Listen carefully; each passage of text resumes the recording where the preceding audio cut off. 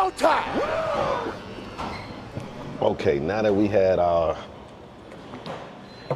Rasta pasta, jerk chicken, macaroni and cheese. And it's good carrot juice. Carrot juice, salute. Salute. Let's continue where we left off with the audition for special ed. And how'd that go? Oh, yeah. So I just did the routine that I know we would have did together, and it was definitely impressive. And next thing you know, we were set up to rehearse for a tour. As simple as that. Yep. I remember going back to his dad's place, and then we danced for him together collectively. Correct. And man, it was soon after, I think we went to either Puerto Rico or Miami. We were gone, man, and that was my first time on the plane. Right. I think it was Miami. Yeah. With Uncle Luke. And then we went from there, we went to Puerto Rico. I know we were just moving. That was my first time getting on and off a plane all the time. And I also remember his show was about 30 minutes or so, being winded. You know what I mean? In the beginning, like, wasn't ready for dancing for like 30 minutes straight, you know what I'm saying? And we had to like keep that get ourselves in shape over the few shows. I remember, what was his manager's name? Diesel? Not Diesel, before that. The ones that was actually Terry, yeah. Rest in peace. I remember Terry was like, y'all gotta get yourself in shape or something like that. Yeah. But that was dope. That was a hell of an experience and opportunity. We did 3 videos with him. Correct. We did the Magnificent. You can look it up. We did the Mission. The Mission. Come on, let's move it was the last one. Yeah. We did the Magnificent, the Mission, and Come On, Let's Move It. 3 M's. and 2 of those was filmed by Theo Huxtable, aka Malcolm Jamal Warner, of the Cosby Show. Yeah. So that was a dope opportunity also. And I just traveling and doing shows and having that entire experience was just, it was dope. It was life changing. It was maturing. And we was with major label, Profile Records. Yeah. So that was an experience too, going up there and being in meetings and having structure, basically, that you didn't know was in the industry. You know, and dancing for somebody that was young, because they used to call him the youngest in charge. But in this time, is with Big Daddy Kane, Kool G Rap. There was a lot of real heavy hitters at this time, and he was holding down his own. And at the same time, we would, as dancers for him, was holding down our own, because you had Heavy D and the Boys, which was dancers, Scoob and Scrap with Big Daddy Kane, Sean and Kenny from Kool G Rap. You had Latifah dances, Kika and I forgot other name, you know. It was in the era where EPMD had Steezo. Rest in peace. When rappers had dancers, the dancers were an intricate part of the show. Correct. We made the show better, we made the show more entertaining, and we made routines to go with the songs. You know, you don't see that now, but it was a big thing, and it was important, and it just made your show better. And you know, if one artist had dancers and then the next one came out, they didn't have dancers, it made their show look a little not as good, you know? Correct. And that transition there, where we was doing on the road with special ed, we met our brother YZ and the Holy One, and YZ now said, yo, you guys know any dancers? Cause I'm looking for some with energy like y'all. And then next thing you know, we put our man Sound and Tonga on from the Zhigge group on with YZ. Exactly. You know what I remember that was, being that Special Ed was on Profile Records, if y'all don't know, Run DMC was on Profile Records. Correct. And we got an opportunity to do a show with Run DMC. And I'll never forget, after the show, we were at the hotel and there was partying and everything. And that's my first time, I think it was Run or one of them, they gave me Alizé. If y'all know about Alizé. But I was sick the next day, I threw up and everything. But I remember that, like, you know, that whole thing about being on tour and partying, and I never had nothing like that before, and I drank it, it tastes good. Rockstar living. But I threw up the next day from that Alizé.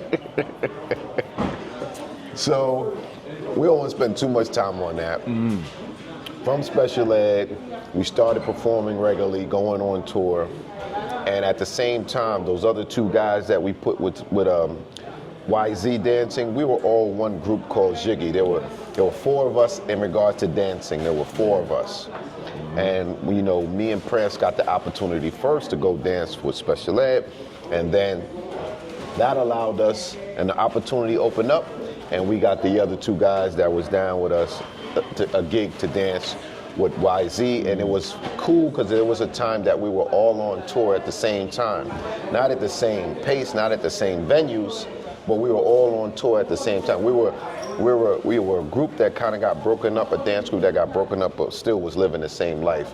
Meaning that the effort and energy we put into dancing and our craft, it paid off because we got a gig to travel around the States. We weren't going around the world then, but around the States and do shows and make some money as young guys, teenagers. Which was fun too, because every time we went, like say we went to Howard homecoming or Atlanta, and where these colleges was, we had people we went to high school with seeing us on stage, right. Like, yo, I told y'all. Yes, that was always good. Yeah. Good. So from being in the music business and around the music business, it got us an opportunity to get our own recording contract. And of course, we signed as Jiggy. Yeah. And the self-titled album was Jiggy. And we had 2 singles and videos. First was Toss It Up, second was Raking in the Dough. So we went from dancing, going on tours, to rapping, and continue that dream of doing that. And besides the group being a dance hip-hop group, rap group, the other thing that separated us from a lot of groups was our fashion. You know, I don't want to drag the story. But hold on. Go ahead. With back to what I said with people, places, and things. So we got our album deal from Polydor, which was where James Brown had his albums. Right. I remember back in the days, that Polydor. That's how I was like, yo, we getting signed with James Brown record label. Oh, that's dope. Then the producer, Salam Remy, we was his first group he ever worked with, and after he became a Grammy Award winner, artist, writer, producer, everything. Yes. Yo, so, he went on with Amy Winehouse, rest in peace, did Nas, did a lot of and he worked with everybody. Yeah. But he used some of them James Brown's samples on the first song, right. Toss It Up. There was a lot of James Brown samples on there, and I'm sure he got a little bit of the okay from them beats being on the same label. Yeah, because it ain't what you know, it's who you know. In this, you know what I mean? And like he said, the bro said, Toss It Up was filmed by Eric Meza, which filmed House Party 2 with Kid and Play. Right. And then Raking in the Dough was filmed by Hype Williams before he did Belly. So that's just some hip hop fun facts. No doubt. We could go back into the fashion. Yeah, because I'm trying to toss it back to you. No pun intended, toss it up. But it's all good. So the fashion part kind of separated us, We were wearing polo heavy at this time. So when you look at our first videos, we dipped in low head to toe. The 92 stadium hoodies who just came back out a few years ago.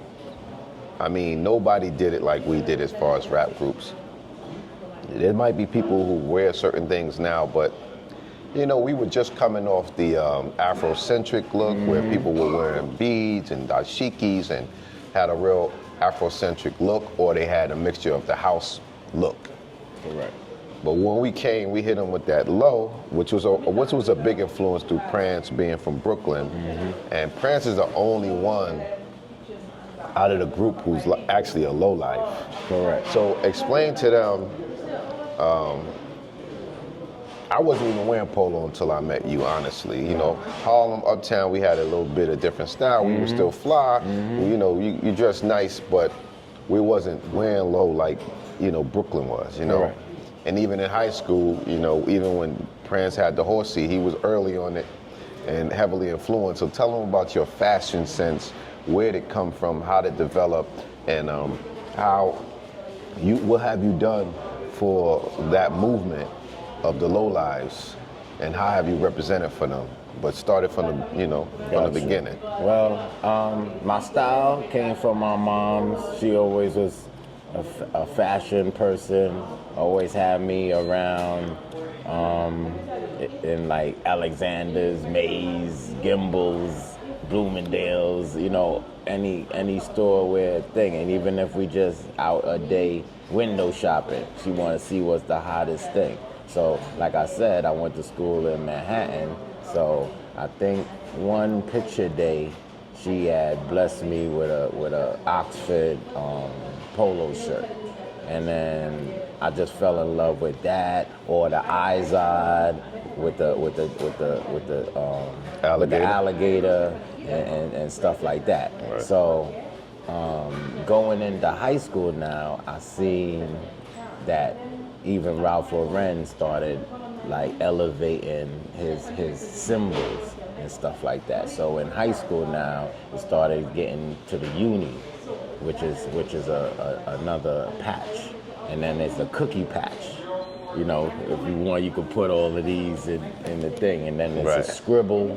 All of this came after the horsey.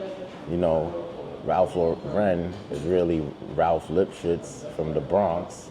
You know, it's a rags to riches story. Just like the Lowlives is a rags to riches story. You know, we came from the boosting element, which is like thievery, you know, Robin Hood, taken from the higher end stores like Lord and Taylor's and stuff, and coming back to the hood, going to the barbershops and hair salons where you know money is generating from the heads they cutting, and then giving them fly, so they keeping the hood fly, you know? So I met through my girlfriend at the time that went to Princeton High School, Saba. I met my boy B. Bob Lowe. Now B. Bob, the B stand for Boostin' Bob, because back then the Lowlives, they didn't have the low behind their name. So him and B. Bill, rest in peace, Boostin' Billy. Now that they was like phenoms of this new craft. Is it because it's an old talent, yeah. but and usually women would do the thievery like that going in stores, but then when Polo came out with all his high-end clothes and you could flip it and pay your bills on it, why not? What's the difference between like boosting and steaming? Like, tell them like back there, like what, you know, give them some history, Like those that might know. boosting is an art where like after school you got your knapsack on, you might fold up a sweater real tight and throw it behind your knapsack in between your jacket and walk out the store with it. Because back then it didn't have alarms on them, you know what I mean? And then steaming is like 20 man just going in a store and just knowing where the low section is, and then acting like shoppers, and then like how they got flash dances, like everybody just start taking racks and just Mob running mentality. out. Yeah. So that's what a steamer is. You know, Yeah. shout out Steam Team. You know, they went to Chelsea Vocational with us and stuff, the bros.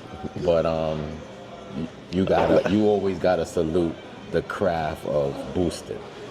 And let me just tell a story about Prance, you know what I'm saying? He had me boosting a little bit for a little bit. My heart wasn't in it, man.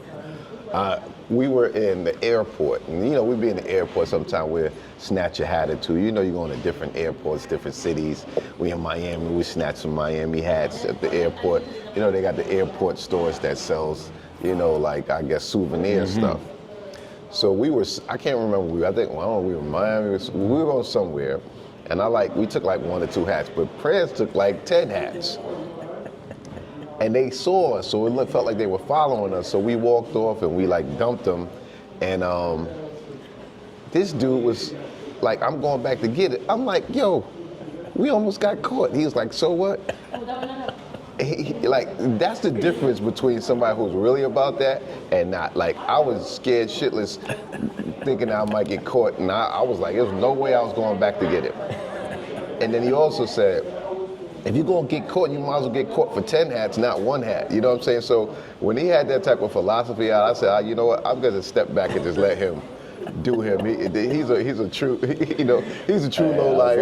I'm bootleg. You know what I'm saying? I had to let that go and just let him do his thing. Like, respectfully, like how he's saying on tour was doing that. Like, I had everybody doing it on the tour.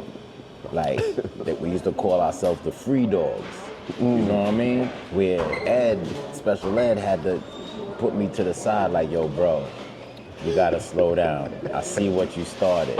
It was all good where you used to give me a hat here, a hat there, but nah, I don't even want it no more. Yo, you gotta calm down. Yeah. So, you know, it was getting that deep. Right. You know, so I'm glad that came out of me. You know what I mean? I ain't really have too much repercussions. Matter of fact, who you was with, Carrie. Yeah. Me and him got a story. Like back in Chelsea days, we went up to upstate New York to a BFO. That store used to sell mad low. Like, I think I probably came out of there like a snowman trying to get out. And the security was like, nah, bro, you wildin'. Yeah, so got caught up with that one. That's it. So where's the low lives now? And tell them about the low goose on a deuce. Tell them how it transitioned from boosting and steaming to like a legitimate movement. Not that it wasn't legitimate then, but tell them how it's grown and where's it at now and who are the people, you know, at the helm of pushing that culture forward. Well, the whole original foundation is still around, thank God. Some fallen, a lot of them is coming out of jail now. Shout out my man Frankie Boo. Shout out my man Ralph Lowe. They just came out of jail. They're doing great for what we already lined up. Like right now we do coat drives, we do turkey drives, we try to help out for the misfortunate. We got another chapter, ROPC, that walks for the breast cancer awareness and stuff like that. So we try to be amongst the positive society now, you know. Even like, shout out my man Thurston Howell III. He has 2 books, and he's also recognized in the Ralph Lauren documentary, you know, and went to the Met Gala, and then Complex did a documentary called Horsepower on like all the heat holders of the Polo community. So you'll see Just Blaze in there, you'll see Buck Wild, me, Thurston, Rack Low, and shout out Rack Low. He also has 2 books also, and he's the one who does, like you said, the Low Goose or the Deuce, and low life barbecues in the summer. So tell them about low Goose on the Deuce. How many years they've been doing that? Has it evolved from just goose? Because I think one year somebody who didn't necessarily have a goose won. Have you ever won low goose on the Deuce? I've won 3 chips early in the days. I've won 1 head to toe, and I've won 2 best gooses. Because there's two of the different categories you could win. Head to toe, where even like your underwear. You got to show down to the socks and underwear. Right. Belt, your wallet could make you win over next month, that Right. kind of thing. And then it's the best goose, like a rarity goose or a goose from back in the days that's in pristine condition. You know, people putting the lights on it, make sure it don't got no eats on the corners. That's where the hole, and you can see the elastic when you go like this. So, you know, people watch for all of that. For you to win like a real trophy. Like standing off the ground is like 4 feet, kind of. You know what I mean? Yeah. So they used to do it for money, but now it's just about the trophy and the win. We have a lot of people internationally Coming through now, yeah. My bro, Trauma, he just won. He from Minneapolis. He come every year and shut it down with his fit, whether win or lose, you know. And then shout out Urban Legend Rider. He's from Japan. He came all the way from Japan to win the chip. You know what I mean? So that was an honor for him to come and cause it's really like a cult following now. Yeah, you got Low Life Mexico. Yes. Yeah, we got our chapter. Japan. Yeah, I went out to Mexico City. Yeah, they met invited the you out bros. there for that. Yeah. And it was real cultural. I went to the temple out there.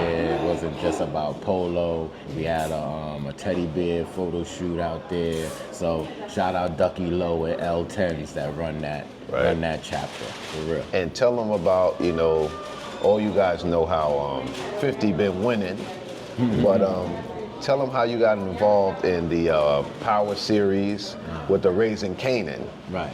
So in 2020, I got a call from one of my bros in the Low community. He has a pristine collection, but he don't really let a lot of people touch. Well, he got the opportunity to deal with 50 Cent and Raising Canaan television series. So he passed it on to me, and my collection, there's an actress on there called Jukebox. She's supposed to be playing like a booster, AKA a lowlife, and most of the items that she's wearing in from 2020 to 2024 and all the seasons is my collection from my own personal closet. Yeah. You guys send me some pictures of your collection. No doubt. So tell them where they can find you. I think we covered a little bit of everything. From ready. Childhood, the teens, the high school, from the dancing to the group Jiggy to the Low. We covered everything, y'all. This is probably going to be broken up into 2 series. But tell them what you got coming up and tell them how they can find you. And you used to have a podcast, so you better get back going with that too. I had a podcast back in the day, so been there, rock that, or whatever. But now with me, the world opening back up to the dancing and me teaching and thinking, my next trip is, matter of fact, in July, I'm going to Paris. And then after that, I gotta go back to Japan. And this time I might take my son with me because he's an artist. So he's into the anime, so I want to take him over there. And my brother, my dance brother, Rubber Band, he lives in Kyoto, Japan. So he has 2 kids also his same age. So they already came to New York. It's time for him to come to Japan and see what daddy really be doing out here on these foreign lands. Yo. All right, man. This my brother, man. No doubt. And you can find me at, Prance Lo brand on Instagram or Facebook. Yeah, he had to start over because they hacked his account. Yeah. It's all good, though. Yeah. That's what happens, Can't keep a good man down. That's it. Just keep all right, pushing. Man. You already know. Love you, man. Love you more, bro.